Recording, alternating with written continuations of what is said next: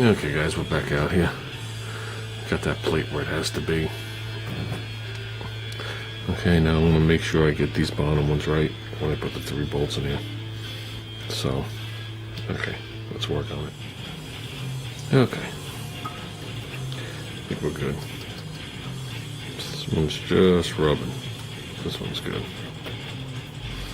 So, yeah. If you can think you get it any more exact than that, never gonna happen. Lines around the side are never gonna happen. Tapes around the side are never gonna happen. And so all this has to do is move a hair, and these things do not go in.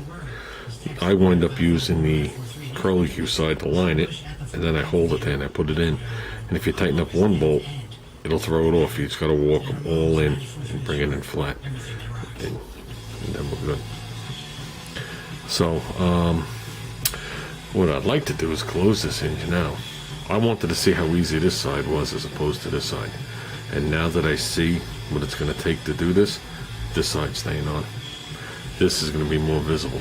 We might pull these screws out one at a time and clean them now, which is not going to upset anything.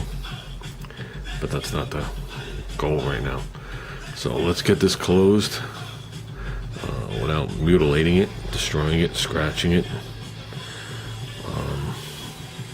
Well, apparently the door was open when I took it off. I don't know how, but I guess it was. I guess I could reach around. What's funny is there's less holes in this hinge than there are on the door. There's only 3 holes used here. There's 4 holes on the door hinge, or 5. So, okay, let's take these out. See, that one's stiff. That one's good. Okay, guys, don't look at that. Bend is not on. I think that's pretty much how we had it. Give or take a little.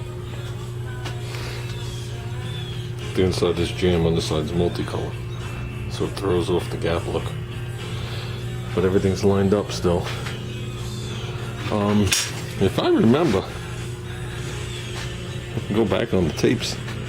I remember I aligned everything but the front edge of this door because it had that torque spit on there, and I didn't have the torque spit. Do now. So I did it with the 3 drill bits, and then I remembered that the front of this door and the back of that door weren't right, and I remember that when this sat flush up here at the bottom of the door, stuck out a lot. So I was able to roll the door slightly this way on the top, and then when this all sits right, the bottom sits pretty close. That's almost awesome for an AMC. As you know, all the backs of all the doors stick out. That's just the way it is. So, yeah. I think we're good. I did learn a lesson. This door is coming off from the B-pillar. It is not coming off the other way. There is no way. I would probably stress myself into cardiac arrest putting the door on if it's painted. Yeah, the door is etch primed where the hinge bolts to, and so is the hinge. So I had a choice of either way. But yeah, I think that's the way we're gonna do it. And we'll line it up exact. Then we'll put the striker in. It's sitting on the striker now. Well, it's latched to the striker is the best way of wording it. But there is no door gasket on here, so you can move it in and out just a hair. Okay. Sure does seem like I'm moving backwards and backwards and backwards and backwards and backwards, but me, I don't know any other way of doing it, especially having a normal family life or having a family life and doing things that I have to do as a, father and a provider. So,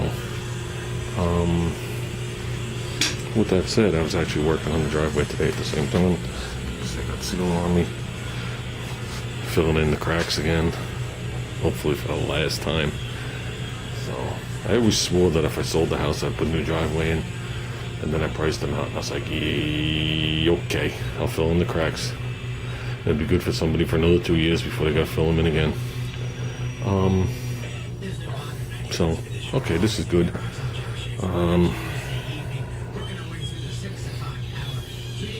Yeah. Okay.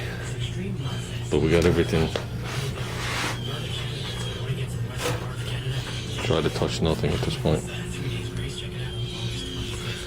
I know your picture just went sideways,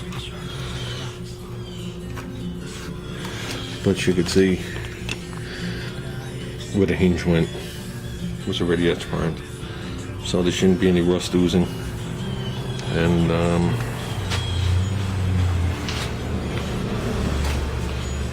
I figure what we'll do is we'll paint those the bolts right at the end. So but whatever. Okay, I guess there's a lot of silence. I don't know, I haven't made a video in a little bit with any content in it, so it just shows you my brain's in all different directions. Okay guys, that's it for tonight. We gotta hook the AC up back in here. I'm freaking dying. But it's 80, I think that says it's 80 degrees in here. I didn't even think it was 80 outside. So, humidity's not that bad. 75%, 80%. It's not bad for here. So we'll have that rectified tomorrow. I would like to say that that new unit, I guess the other one was drastically undersized.